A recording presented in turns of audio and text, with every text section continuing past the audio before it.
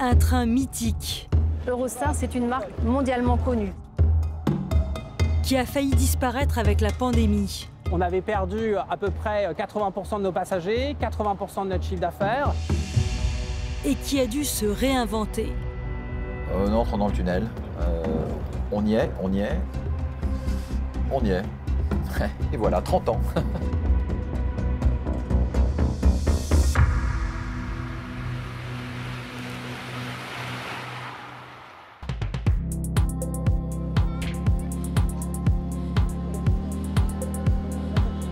Olivier Morel est un avocat de nationalité française et britannique. Pour ses affaires, il voyage très fréquemment entre la France et l'Angleterre et emprunte l'Eurostar depuis ses débuts, il y a 30 ans. Pour lui, comme pour de nombreux passagers, la liaison ferroviaire entre Paris et Londres a tout changé. Tout d'un coup, on avait un train en pleine ville qui nous amenait en pleine ville, donc c'était génial. Ça a été une révolution et je pense que ça a rapproché les deux capitales de manière incroyable. Maintenant, on n'y pense plus parce que tout le monde est habitué. Mais c'est vraiment... oui, je crois que le mot, c'était magique. Et ça le reste un petit peu, évidemment. L'idée d'un tunnel sous la Manche émerge dès la révolution industrielle. En 1802, un ingénieur présente le projet à Napoléon, mais il est vite abandonné car l'Angleterre craint l'invasion. Il faut attendre la construction européenne dans les années 1970 pour que le Royaume-Uni donne enfin son feu vert.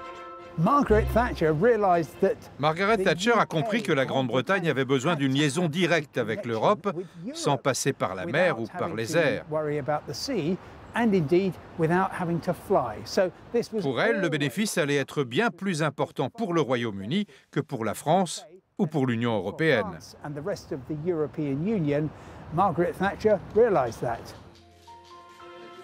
Le 30 novembre 1984, Margaret Thatcher est à Paris pour signer avec le président Mitterrand un accord sur la liaison fixe transmanche. Nous pouvons aussi annoncer notre volonté commune de mettre en place des services de trains à grande vitesse qui fonctionneront entre Paris et Londres à compter du jour d'ouverture du tunnel. Le chantier du siècle peut alors commencer. Plus de 10 000 personnes, 7 tunneliers et des moyens considérables sont déployés pour creuser 3 galeries de 50 km. Le tunnel sous la Manche est finalisé en moins de 10 ans, un record. Madame, Monsieur, bonsoir. Le rêve de Jules César, de Napoléon et de bien d'autres est enfin exaucé. L'Angleterre n'est plus une île depuis 12h12, très exactement, depuis la poignée de main historique échangée à 100 mètres sous le niveau de la mer par 2 ouvriers du chantier. Le 14 novembre 1994, l'opérateur Eurostar lance ses lignes à grande vitesse. Et d'emblée, le succès est au rendez-vous. La ligne transmanche transporte jusqu'à 10 millions de passagers par an et devient si familière qu'on en oublierait presque les frontières. Pendant longtemps, on vérifiait dans le train. Donc il y avait quelqu'un qui passait, un contrôleur et un officier des douanes. Et il m'est arrivé effectivement de faire le trajet avec une carte d'identité qui avait fait plusieurs passages à la machine à laver. Et ils m'ont simplement dit, ils m'ont grondé gentiment en disant ne le refaites pas, essayez d'avoir un document qui vaille la peine. Mais ça montrait à quel point l'idée de venir de Paris à Londres était devenue complètement routinier. Lundi 23 janvier 1995, l'Eurostar stoppe en gare de Calais-Frétin. À l'origine, ce train avait aussi pour but de développer les régions françaises et britanniques par lesquelles il passait. Un nouveau lien ferroviaire avec l'Angleterre. Les gens du Kent qui habitent entre Londres et le tunnel sous la Manche n'étaient pas contents de voir une ligne à grande vitesse défigurer leur joli paysage. Mais on leur a dit, ne vous inquiétez pas, vous allez avoir 2 gares, à Ebbsfleet et Ashford. Et en hiver, vous pourrez voyager à Bourg-Saint-Maurice, Marseille, Avignon ou encore Lyon. Un train qui va de plus en plus loin et ne souffre d'aucun incident majeur, à part quelques pannes mémorables. Il y a eu 3 incendies dans le tunnel, mais c'est vrai qu'à chaque fois, ça a été géré extrêmement rapidement et donc les conséquences n'ont pas été graves, alors que c'est ce qu'on craint le plus dans un tunnel, c'est l'incendie. Et il y a eu aussi un autre incident qui a dû marquer les voyageurs à qui c'est arrivé, des Eurostars qui se sont retrouvés en panne à cause de la neige, donc 5 Eurostars bloqués et des passagers qui sont restés 13 heures dans le tunnel et qu'il a fallu évacuer. Rien ne semble vraiment pouvoir perturber la success story Eurostar, jusqu'au vote historique des Britanniques pour quitter l'Union européenne en juin 2016. Conséquence directe, le retour des douanes et un contrôle accru aux frontières. C'est bizarre parce que nous sommes des voisins si proches et maintenant tout est différent. Mais pire que le Brexit, la pandémie de Covid-19 qui frappe le monde en 2020 a failli lui être fatale.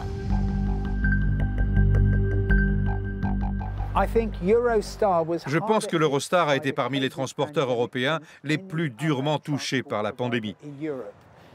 Ils ont été obligés de continuer à faire circuler quelques trains entre Londres et Paris, mais parfois il y avait seulement quelques passagers à bord. C'est très simple, on avait perdu à peu près 80% de nos passagers, 80% de notre chiffre d'affaires, et donc on avait réduit considérablement notre plan de transport à quelques trains par jour. Une situation dramatique. La compagnie ferroviaire frôle le dépôt de bilan. Mais elle est sauvée in extremis par ses actionnaires qui lui injectent près de 300 millions d'euros et l'obligent à se restructurer. Plans sociaux, baisse des dépenses et fermeture de gares régionales. Moi, je le prenais très régulièrement, dans un premier temps à Ashford et puis plus récemment à Ebbsfleet. Tôt le matin, j'étais à 25 minutes de chez moi et ça, c'était formidable. Je ne peux plus prendre le premier train du matin.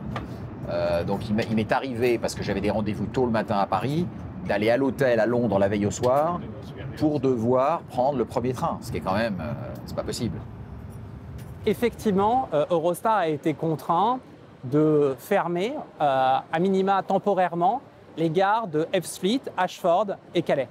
Du fait du Brexit, on a dû assurer en fait un contrôle aux frontières nouveau et qui demande beaucoup plus de moyens, à la fois en investissement, et on a investi massivement dans nos gares, plus de 10 millions d'euros, mais aussi qui suppose d'avoir suffisamment d'officiers de la police de l'air et des frontières et de la UK Border Force. Après 2 années de crise et de confinement, l'activité ferroviaire connaît un rebond spectaculaire. Ce qui permet une nouvelle étape dans l'histoire d'Eurostar, son mariage avec Thalys. En 2023, le train qui relie Paris à Bruxelles garde sa robe rouge, mais prend le nom du train transmanche. Thalys et Eurostar ont partagé une histoire commune. Au cours des 30 dernières années, ils ont donné naissance à une nouvelle génération de voyageurs qui voyagent de manière extrêmement facile de centre-ville à centre-ville en Europe. Et en fait, le but, il se résume en un chiffre, c'est passer de 19 millions de passagers aujourd'hui à 30 millions de passagers demain. Avec l'absorption de Thalys, Eurostar change complètement de dimension, change même d'identité, puisque avant c'était totalement tourné vers la liaison principalement Paris-Londres. Et donc aujourd'hui, son regard va se tourner vers d'autres horizons, vers le Benelux, vers l'Allemagne. Signe de ce basculement, Eurostar a déplacé le centre de contrôle de ses trains de Lille vers Bruxelles. Aujourd'hui, la capitale belge se trouve au cœur du nouveau réseau Eurostar. Donc voilà, là on arrive dans le sacro-saint, le centre unique des opérations Eurostar. C'est une centaine d'opérateurs qui se relaient 7 jours sur 7, 24 heures sur 24, 365 jours par an pour superviser une centaine de trains par jour. C'est à peu près 50 000 voyageurs. Amar Shahabi a pris la direction des opérations Eurostar lors de la fusion. Son rôle, veiller à la fluidité de cet immense trafic ferroviaire. Vert, c'est les trains qui sont à l'heure.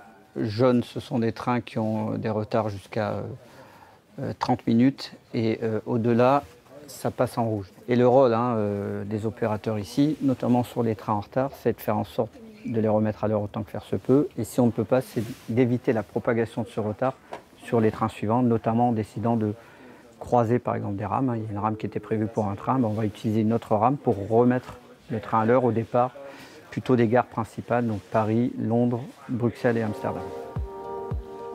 4 capitales reliées par le train sur 6 réseaux différents. C'est cela, la particularité d'Eurostar.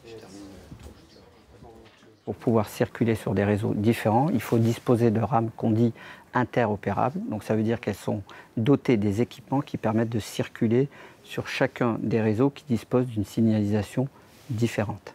Le réseau anglais, Eurotunnel, SNCF Réseau, Infrabel en Belgique, ProRail aux Pays-Bas et DB Infrago en Allemagne. Une prouesse humaine et technologique qui a un coût. Depuis la reprise du trafic ferroviaire, la demande a explosé, ainsi que les prix d'Eurostar. Certains usagers sont même contraints de se replier sur l'avion. L'Eurostar pratique des tarifs si élevés que ça en devient fou. Je ne peux pas payer autant, surtout quand l'avion génère des économies et coûte 2 fois moins cher. C'est vrai que c'est extrêmement cher. Ceci étant dit, les trains sont pleins, les gens continuent de voyager. Et c'est mon cas, donc à la limite, je suis le dindon de la farce.